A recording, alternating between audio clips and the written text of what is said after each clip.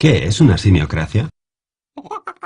Para obtener la respuesta, retrocedamos antes al año 2008. Tras años de bonanza, la burbuja inmobiliaria y financiera estalló.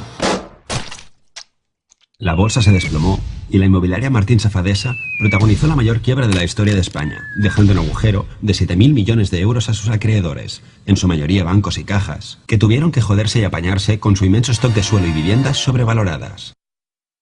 La economía empezó a resentirse. Y a lo largo del año, 1 millón de parados se sumaron a la cola del INEM. Ah, cierto, y España ganó la Eurocopa para el regocijo de muchos, especialmente los jugadores, que pudieron facturar las primas por su victoria en Austria, sin que la hacienda española rascara un céntimo. Llegó el 2009 y el presidente, en un arrebato keynesiano, anunció un ambicioso plan de estímulo incluyendo 8.000 millones de euros destinados a obra pública, que en su mayoría acabarían gastados en renovar aceras. El economista Keynes se revolvió en su tumba. ¡Así no! Desgraciadamente, la economía continuó empeorando y las cuentas del Estado empezaron a tambalearse. Y es que incluso el viejo truco de emitir deuda se estaba poniendo jodidamente difícil. Y para colmo, nuestra prima de riesgo se disparó. Al año siguiente, Zapatero acabó con la paciencia de los líderes europeos, que, temiendo tener que rescatar a España, le propusieron amablemente un giro en sus políticas. Y así empezaron las políticas de ajuste, que sentaron de cojones a la economía. Hacia julio, la tasa de paro rondaba ya los 4 millones de personas inactivas. Ah, sí, y se ganó el Mundial. El caso es que, si algo estrangulaba de verdad la economía, era la drástica reducción de los flujos de crédito por parte de la banca. Las empresas estaban fatal de lo suyo, sin liquidez por falta de préstamos, con crecientes facturas impagadas por parte de las administraciones y con un consumo doméstico en caída libre, puesto que las familias ya no podían compensar sus sueldos de mierda con más deuda. Lo raro en estas circunstancias era que el precio de la vivienda, en comparación con otros países con burbujas similares, cayera tan poco. ¿Pero por qué no bajas, jodida? Pues por muchas razones, y una de ellas se llama el maquillaje de balances. Bancos y cajas habían aceptado, como pago por las deudas de inmobiliarias en ruina, grandes cantidades de stock inmobiliario. El problema es que si querían deshacerse de ese stock sobrevalorado, debían ponerlo a la venta a precio post burbuja, cosa que constaría en sus balances como pérdida, y dejaría en evidencia su maltrecha contabilidad ante accionistas, inversores y competencia. Así que hicieron lo contrario. Mantuvieron su stock a precio hinchado, contribuyendo a sostener los precios, y se dedicaron a refinanciar la deuda de las inmobiliarias ad infinitum, convirtiéndolas en auténticos muertos vivientes.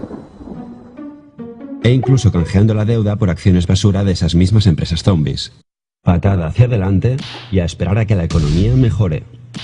Mientras mostraban ante el Banco de España uno de los mejores resultados de la banca mundial. Pero en 2011 todo empezó a desmoronarse y empezaron a caer una tras otra diversas entidades que tuvieron que ser intervenidas, nacionalizadas o ayudadas con liquidez urgente a cambio de aceptar un plan de bancarizaciones y fusiones masivas.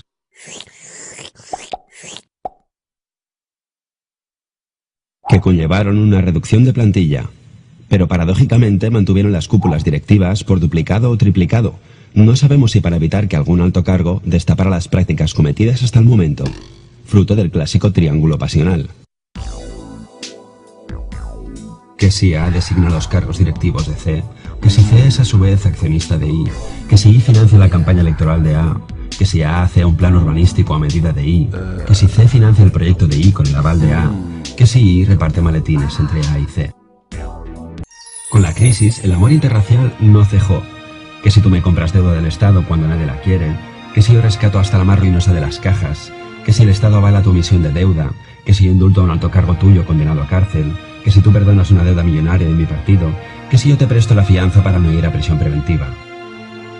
Por otra parte, algunos sectores que se sobredimensionaron durante la burbuja llevan toda la crisis apañándoselas para mantener su inviable tamaño, ya sea dejando de pagar Hacienda, recurriendo al rescate del Estado o falseando sus cuentas una y otra vez, hasta convertir el sector público y financiero español en poco más que un atajo de insolventes que se prestan dinero los unos a los otros, haciendo que muchos inversores extranjeros prefieran arrancarse los ojos antes que prestar un solo céntimo a esta trupe de muertos vivientes.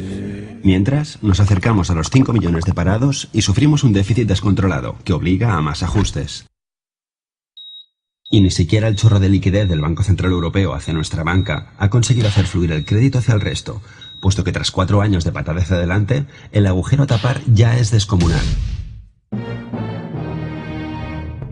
Es el problema de no amputar la gangrena a tiempo, que al final la convalecencia se alarga. Habrá quien crea que nos gobiernan astutos villanos que controlan eficientemente nuestro destino. Pero yo soy más del principio de Hanlon. Vamos, que estamos gobernados por ineptos. ¡No! Y algún que otro simio.